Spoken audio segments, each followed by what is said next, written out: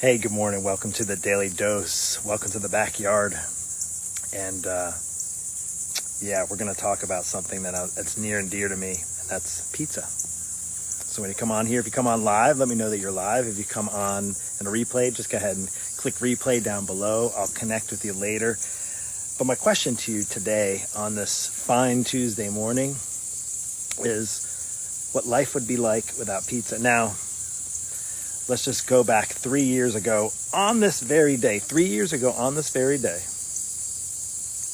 my wife and I were sitting in the airport. In fact, we got up super early, even earlier than we normally do at 4:30. I think it was about 3:30, 4 o'clock in the morning. And we drove to the airport. It's about 30-minute drive from here. And we drove to the airport. And we get our luggage and we put it, we have a check on. It's just a direct flight. And we're sitting in the airport and we are waiting patiently, thinking about all the things that we want to do. And all we really could think about was pizza. And that was a trip that we make, our annual trip to New York. We typically make a trip at least once a year to New York City, where we met and where I proposed. And I think a mosquito bit me, excuse me, but where we met. And we lived in New York City. She lived a year longer than me, and we met there and moved. But at the time, if you know anything about New York, don't go talking to me about any other kind of pizza either. It's pizza. Now, the problem was 3 years ago on this very day, while we were at that airport, we were sitting and waiting for our flight. We were sadly disappointed when they said our flight canceled due to the weather. And I think it might have been a hurricane, it was probably going through like the little tropical storm that went through. But anyway, hang with me here because it's really important, especially if you want to know what life would be like without pizza. Because here we were at the airport and our flight got canceled. There was no other flights. Everything was canceled. So we came back home and we were really disappointed because we knew on that day we were supposed to have a slice of New York pizza. So they rescheduled us for the next morning, and we went there in the morning, and sure enough, our flight got canceled again, and it was just really bad. I think it was really bad weather. I don't know what was going on in the airport, so it was really terrible. So we came back home, and we were just really bummed. We were really disappointed, and so lo and behold, 36 hours later, let me get to it, 36 hours later, in other words, we went in the afternoon, and actually we didn't go back. We came back home, and then we rescheduled for the next morning. So it was literally 36 hours. But guess what? We got to New York. But for 36 hours of a delay, we were being as patient as we could. And we're like, all right, we lost a day and a half on our trip. Our really usually 3 or 4 day trip. So we're going to go anyway, even if it's just 2 days. And you know what? We went. And you know what? We got into the airport in JFK, or I think it was, JFK. We got into New York City. It was about 9 a.m. We typically go in the mornings, and we happened to get this other flight into New York at 9 in the morning. And we got our taxi, dropped our stuff off. And now it's 9 in the morning. Now, this is another thing that I loved about when I did live in New York City, although I'm not too interested in moving there right now, is we got out, unpacked our stuff. Boom, we're hungry. So it was a toss-up between, and there was a point to this because this is the Daily Dose and you're getting a daily dose of something that's near and dear to my heart. And it was 9 in the morning and we had two options. We were either going to get everything bagel with scallion cream cheese, toasted with scallion cream cheese, or pizza. And we're like, we've been waiting for 36 hours, boom, pizza. And one thing I loved about New York when we lived there is you could get pizza any time of the day or night, 24 hours. You could go somewhere and get yourself a slice of cheese pizza. And you can't really say that too many other places.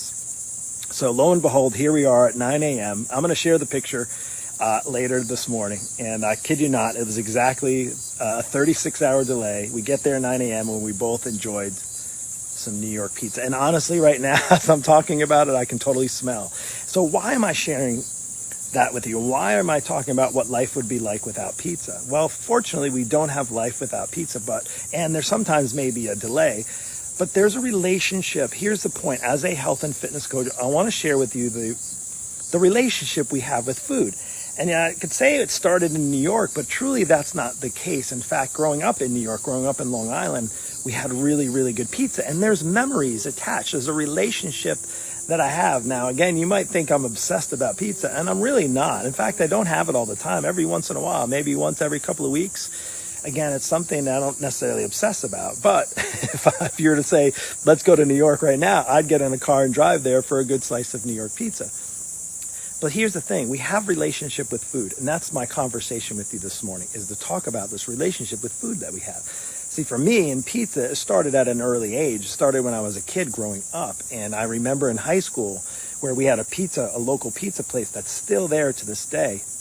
And we would, I remember, go to our friend's house, and we had bikes, so we would bike to school, and then we'd bike over to our favorite. And if you're listening and you're from where I grew up and high school, and you're checking out La Parmesan, if you're ever in Long Island, in this place called La Parmesan in Southampton. Anyway, we would bike there, and we'd all chip in money to share pizza, and it was the best ever. And I grew up on it. I grew up on La Parmesan pizza. It wasn't Domino's or, Little Caesars or any of that kind of stuff. It wasn't that prepackaged. It was literally like handmade, homemade pizza in the oven. It was great. It's just delicious. I can smell it right now. So I know you're getting hungry, and I know it's breakfast time, but I figured this would be a little better than sharing with you when it's dinner time. And that I grew up with pizza. And then in New York, I had that pizza experience. And then I just say, when I moved here from when I lived in Buffalo, New York, and went to college, I remember, in fact, I even know the phone number. This is pretty sad. And it wasn't even good pizza. It was like Domino's pizza, 837-1080. I remember the phone number to the pizza place I can't even remember people's names after I meet them sometimes. It's really, really crazy. But I can remember the pizza place, and I actually looked, and it's the same number as it is right now. You can go look it up. And we would order pizza like on a weekly basis. In college, you can feel me. We had pizza and wings. Now, the pizza sucked so bad in Buffalo. It was terrible. They have great wings. The pizza was so bad, you'd have to dip it in blue cheese. Are you hungry yet? Here's my point. Here's what I want to take home, is that we have this relationship with food. Now, this is not necessarily a bad thing. In fact, there's a good thing. I'm never going to not like a really good piece of cheese pizza, like New York style. Don't give me the Chicago. It tastes good, but it's nothing for me because I have this relationship that I've built. Now, it's like a good relationship, any kind of relationship. You have a relationship with food, you have a relationship with a friend or a family member, right? There's good times you remember. But here's the but, and if you listen to this long, and here's the point I want to make, as a health and fitness coach, unfortunately, we turn this relationship we have with maybe certain foods. Maybe for you, it's not pizza. Maybe for you, it's chips and salsa. Maybe for you, it's cakes and snacks. Maybe for you, it's candy. Maybe for you, it's alcohol, depending, like foods. The problem is, those aren't necessarily bad things. Let me just get this across. Carbs are not a bad thing for you. The problem is when you turn a good thing, something that was made. Now, I don't remember, they say, pizza was made in China and then it was made in Italy and whenever it was first. It doesn't really matter. I started and grew up on pizza. We had it and had really good pizza.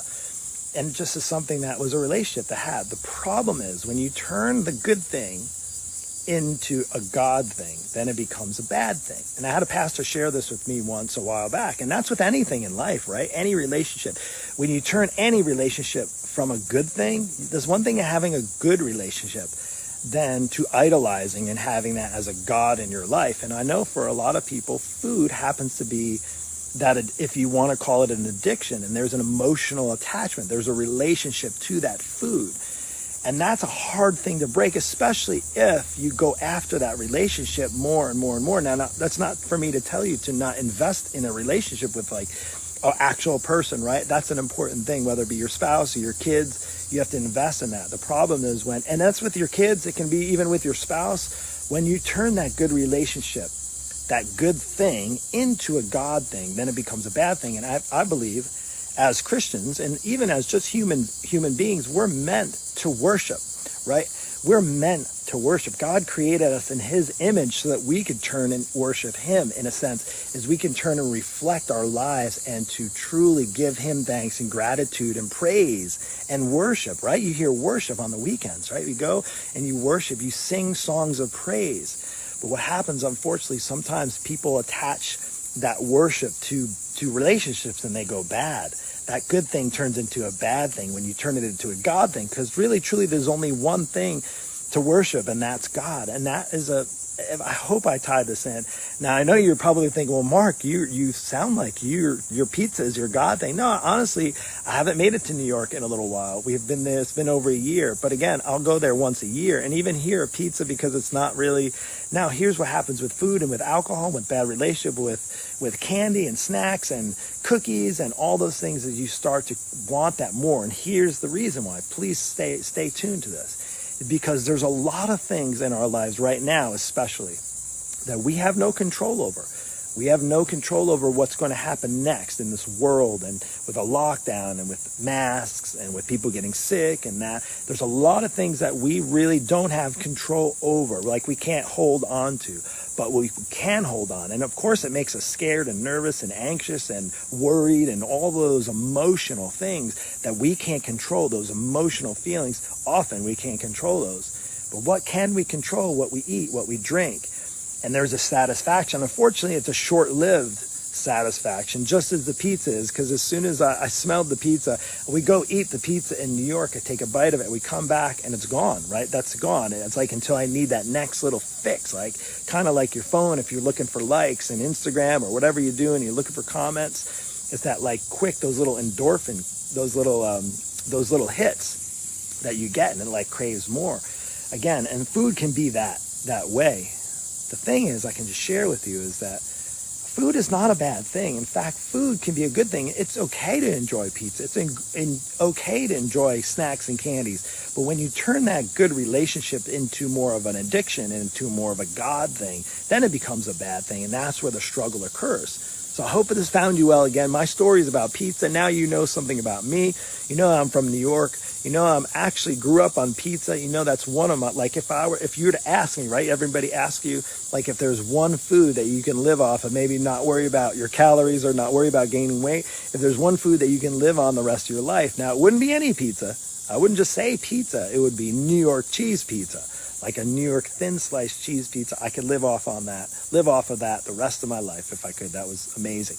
But again, the hard thing with that is that it would probably turn into a God thing, and that would be a bad thing. So anyway, I hope this message found you well. And if you struggle, if you have these kind of emotional attachments and relationships with food that are more of a God, like you're worshiping food and you know that you can control it. The unfortunate thing is, even though you know you can control your relationship with food, you're out of control because the scale keeps going up and keeps going up, and you start getting upset about it, but you can't control that emotional attachment you have to food because it's now something you worship, whether it be food or snacks or cookies or candies or alcohol, like booze. I think that's the other thing, is like we like that like feeling of alcohol. And again, it's not to knock any of those things. It's just, but when they become a God thing, they can become a bad thing in your life, and they could be detrimental to your health. So listen, if you struggle with that, if you are in a bad spot right now, if you don't understand what that means or you can't work through it,